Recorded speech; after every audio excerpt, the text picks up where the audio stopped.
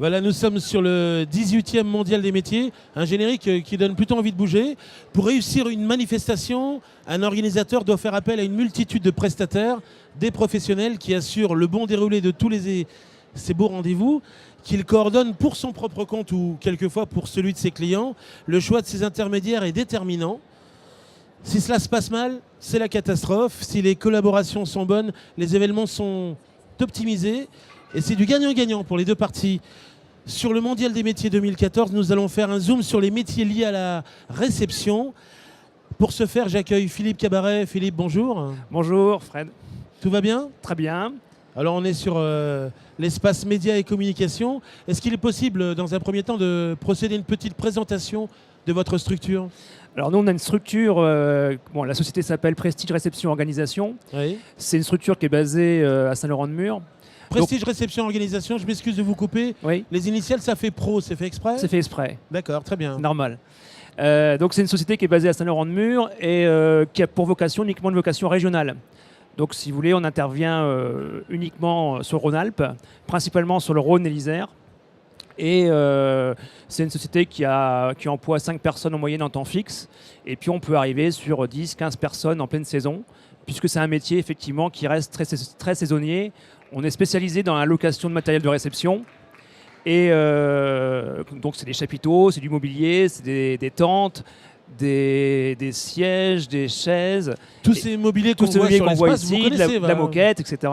Ouais. Et donc c'est un métier qui reste très saisonnier. Donc ça veut dire qu'on travaille surtout 6 mois, vraiment bien 6 mois dans l'année.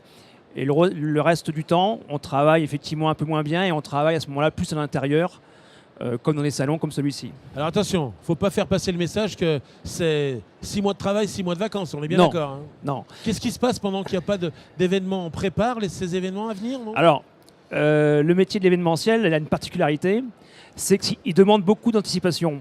Eh oui. Moi, je connais des gens qui sont des organisateurs de salons qui travaillent à temps plein pendant une année pour 2 à 3 jours de manifestation. Ça veut dire qu'effectivement, c'est un travail qui demande beaucoup d'anticipation en termes de logistique, en termes de préparation des imprimés, en termes de relations avec les exposants, etc. Donc c'est un métier qui demande beaucoup d'anticipation parce qu'ensuite, il se prépare sur 3 jours et il faut être prêt, je dirais, le jour J. Quel est le cœur de métier? Alors, quel genre de métier on trouve dans la réception et l'organisation? On ne va pas tous les citer, mais les grandes familles. Les grandes familles de métiers, l'événementiel, c'est du service. Oui. Donc forcément, on a beaucoup de métiers qui tournent autour du service. Alors, dans l'événementiel, la part la plus importante, c'est les agences de communication.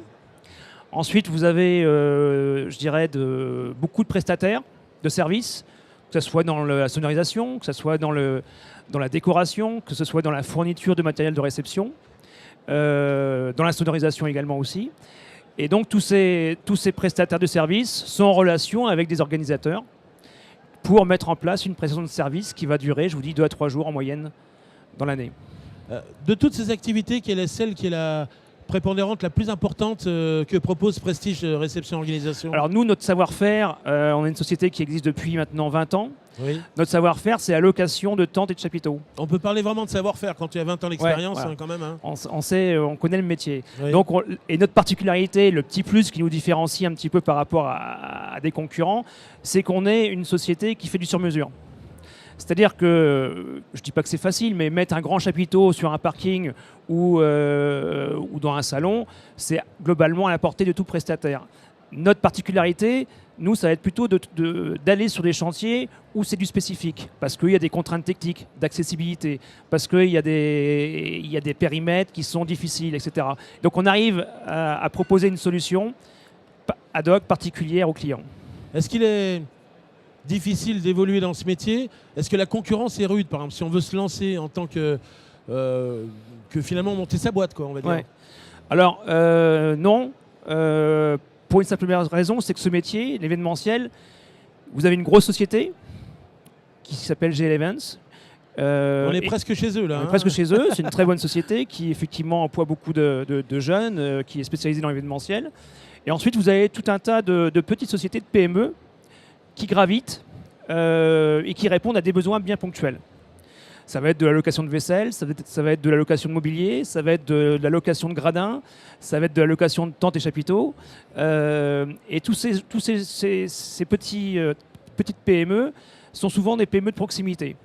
Donc il vous arrive, vous, de faire sous-traiter certaines prestations finalement? Oui, tout à fait. Oui, oui. Nous, on sous-traite des prestations, ou alors certaines personnes nous demandent de travailler pour eux en sous-traitance. On fait les deux. D'accord. Voilà.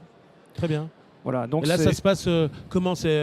On confie des missions, on partage les bénéfices, on se dit tiens, on travaille ensemble, ou alors c'est des contrats qu'on a tout au long de l'année et on se dit on fait appel à ceux qu'on connaît bien parce qu'on a la confiance, on les connaît, on se reconnaît dans leur service et dans leur savoir-faire aussi. Ouais, c'est principalement à la fois des missions ponctuelles, surtout sur une période déterminée, principalement la haute saison.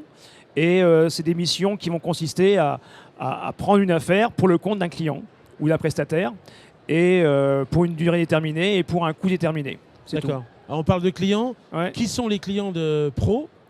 Alors, les clients de pro, c'est les collectivités locales, les villes, c'est les associations, c'est aussi les organisateurs de salons, c'est les particuliers, parce qu'on organise aussi des mariages, des baptêmes, etc. pour le compte de particuliers, notamment en été. Alors qu'est-ce qu'ils vous demandent les particuliers? Parce qu'on a un grand nombre de personnes qui pourraient se reconnaître dedans là. Alors les particuliers principalement nous demandent d'organiser pour leur compte une réception qui va être une réception de clé en main.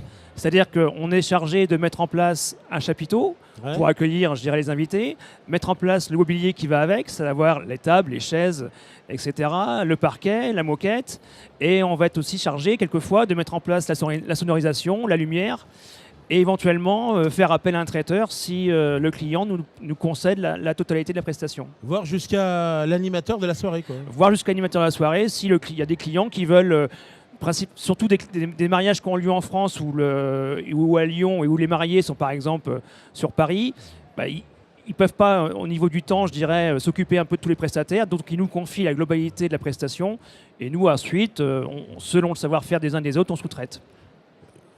Juste une chose là-dessus, ça intéresse beaucoup de monde parce qu'on est en période où les gens réfléchissent parce qu'ils vont bientôt se marier. Ça coûte pas plus cher de tout confier à quelqu'un, ou plutôt que d'aller soi-même chercher tous ceux qu'on pourrait imaginer. Parce que je sais que quelquefois les gens se marient, c'est souvent le cas d'ailleurs, c'est le principal cas de figure qui se met en place. Ils vont chercher le traiteur, ils vont chercher la sono, ils vont chercher les différents prestataires. Est-ce que prendre un truc clé en main, ça coûte beaucoup plus cher, beaucoup moins cher? Quelle est la différence? Parce qu'il n'y a pas que l'argent, c'est aussi le service que ça peut rendre. Oui. Quelle est la différence? La différence, elle est principalement au niveau du service, c'est-à-dire qu'on apporte un service clé en main. Donc le client, effectivement, n'a pas besoin, je dirais, de frapper, de consulter, de faire des devis, etc., à droite à gauche. Au niveau du prix, c'est globalement la même chose, parce que nous, on travaille avec des sous-traitants avec qui toute l'année. Donc on bénéficie de conditions tarifaires particulières, ce qui fait que, je dirais, si le client va en direct avec eux, il aura des prix un petit peu plus chers que nous, on a également, quoi. D'accord. Donc bon, globalement, c'est pareil. De toute façon, on ne peut pas se permettre, nous, d'avoir des prix plus chers, je dirais, que les prestataires à qui on sous-traite. Donc c'est peut-être une idée reçue de se dire que de prendre quelqu'un qui fait tout en clé en main, on va payer 2 fois plus cher. C'est une idée reçue, ça dépend effectivement des domaines d'activité. Pour ce qui nous concerne, notre plus-value et notre marge commerciale, pour être très clair, si on parle, je dirais, business, on l'a fait principalement sur notre propre secteur d'activité, à savoir la location de tentes et chapiteaux. Alors on est sur le mondial des métiers, on revient un petit peu sur le métier de l'événementiel. Par exemple, on dit les tentistes, ceux qui installent des tentes. Ouais. Y a-t-il des filières? Y a-t-il un parcours spécifique pour arriver à ce métier-là? Alors, le métier de l'événementiel, il est très large. Donc, effectivement, si vous êtes dans une société qui installe des tentes et des chapiteaux, on va avoir besoin de techniciens pour le montage de chapiteaux ou le démontage de chapiteaux. On va avoir besoin de livreurs pour livrer le matériel sur les salons ou chez les particuliers. On va avoir besoin de chefs de projet ou de commercial, effectivement, pour prendre des affaires localement. Après, donc ça demande c'est des métiers spécifiques qui demandent des formations spécifiques aussi, différentes. Après, sur des sociétés des projets, je dirais, d'envergure, on va rechercher des chefs de projet événementiels. un chef de projet événementiel, c'est la personne qui va effectivement être chargée d'organiser l'événement de A à Z. Et là, effectivement, ça demande des formations un peu plus poussées. Ça va être des formations principalement, je dirais, l'école de commerce, sur ce type de fonction. Alors, dans vos différentes collaborations, quelquefois, vous laissez aller à quelques coups de cœur. Vous avez dernièrement manifesté une vraie envie de participer à un événement qui était autour de l'art. Est-ce qu'il est possible de nous parler de cette affaire? On a effectivement participé, on a été partenaire du Salon des Amis des Arts. C'est un salon qui est organisé par l'inspection, la Lyonnaise Académique de Peinture. Et si vous voulez, notre rôle, notre fonction a été d'être partenaire dans l'événement. Puisque effectivement, la location d'un chapiteau, de mobilier, etc., ça coûte relativement, c'est pas donné. Donc certaines associations ne peuvent pas forcément financer tout de A à Z. Et donc l'idée, c'est et je fais ça principalement, je dirais, avec des clients récurrents. Parce que ce qui m'intéresse, moi, c'est de prendre des nouveaux clients, c'est clair, mais c'est aussi de fidéliser mes clients actuels. C'est quand même, c'est pas évident. Et donc l'idée, c'est de prendre des partenariats avec les clients actuels qui ont des affaires récurrentes d'une année sur l'autre. Ce qui me permet, au niveau de la société, je dirais, d'avoir une visibilité à moyen et long terme, et surtout, ce qui me permet d'optimiser mes coûts. C'est-à-dire que quand on fait un événement qui a lieu tous les ans, on optimise forcément nos coûts, parce que je sais les nombres d'équipes qu'il faut, je sais le nombre de camions qu'il faut mettre en place, je sais le matériel qu'il faut mettre en place. Et à contrario, quand on fait un projet qui est nouveau, il y a une partie d'impondérable, effectivement, et ça, quelquefois, ça revient assez cher. Donc le fait d'être partenaire dans un événement, ça optimise les coûts de la société, et puis ça crée aussi, je dirais, une relation plus conviviale avec le client, c'est clair, puisqu'elle est construite sur plusieurs années. Et montrer un autre visage, montrer aussi qu'on est capable de s'intéresser à tout ce qui se passe autour. On n'est pas que concentré dans son travail à monter des tôles de tente et des machins. On aime l'art, on aime on peut aider le caritatif le cas échéant. Voilà. Tout à fait. Et je pense que ça a du sens. Et en même temps, on joint l'utile à l'agréable, parce que si on aime l'art et qu'on dit tiens, ce matériel que j'ai à disposition, je peux le mettre au service de quelque chose qui me passionne, ça a du sens. Ça a du sens, et puis c'est plus agréable à travailler, je dirais, au quotidien, c'est clair. Alors on le fait par rapport à des sensibilités aussi personnelles, on le fait par rapport, je dirais, à des...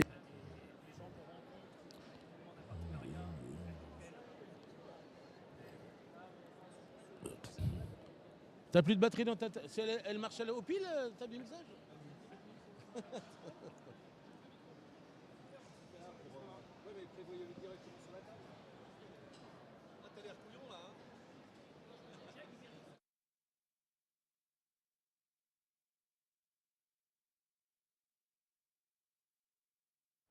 Les mecs qui vont dire maintenant, mais comment ça se fait que c'est passé de...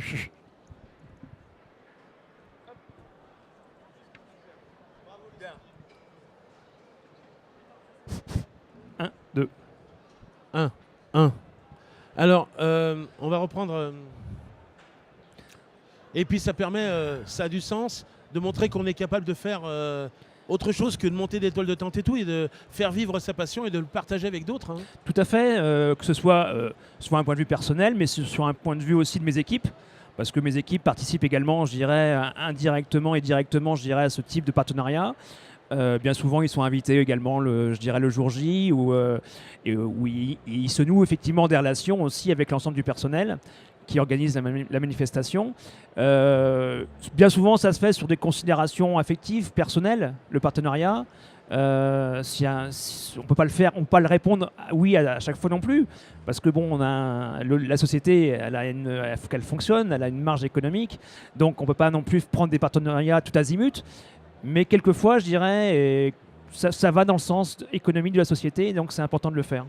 Si les personnes visionnent cette vidéo, elles se disent « Tiens, ce sont des métiers qui m'intéressent. Quel est le premier conseil que vous leur donneriez comme ça dans cette émission ?» Le premier conseil que je leur donnerais, c'est effectivement de découvrir le maximum d'événements, d'aller dans des événements comme des salons comme ça, de regarder un peu comment ça se passe, de demander aux gens comment ils organisaient effectivement, ne serait-ce qu'un stand comme celui-ci, quelle démarche il a dû être entrepris pour amener du matériel, pour amener la sonorisation, etc. Donc ça serait la première démarche aller sur le terrain pour sensibiliser, pour voir un petit peu, je dirais, ce que c'est que le métier d'événementiel. Et ensuite, on recherche beaucoup de stagiaires, notamment en été. Et c'est vrai que l'idée, pour se faire vraiment une idée de ce métier-là, c'est de faire une demande de stage. Sur Lyon, on est dans l'événementiel, on est au moins une quinzaine d'entreprises. Et on recherche tous quelquefois des stagiaires sur des périodes de 1 mois, 2 mois, 3 mois. Et c'est un bon moyen, je dirais, de découvrir ce métier. L'une des thématiques de ce 18e mondial des métiers, c'est l'égalité femmes-hommes. Ouais. Est-ce qu'on peut dire des filles, des garçons, tout le monde peut venir? Oui, alors, sur À quelle heure? toute la journée. Non, c'est un métier effectivement qui est ouvert à la fois aux hommes et aux femmes. L'organisation d'un salon, il y a effectivement, il n'y a pas de discrimination, je dirais, homme-femme par rapport à ça. Au niveau du commercial également, je dirais, c'est les femmes comme les hommes peuvent effectivement exercer une activité commerciale dans l'événementiel.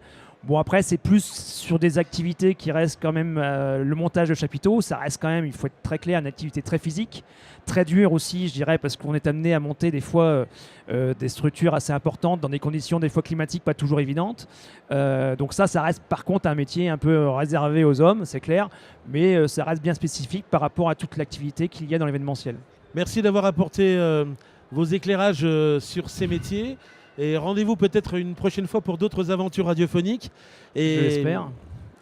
Bon vent à l'équipe de Pro, Oui, Prestige ça. Réception Organisation. Alors, une dernière chose, on va en savoir plus. Il existe peut-être un site internet, un Facebook, un Twitter? Alors, on a effectivement un site internet qui s'appelle prestigereception.com. On a un autre site internet qui s'appelle chapiteaudrive.com. Et on est également effectivement présent sur Facebook. Très bien. Merci pour votre invitation et effectivement à bientôt pour une autre aventure. Philippe Cabaret, merci beaucoup. Merci.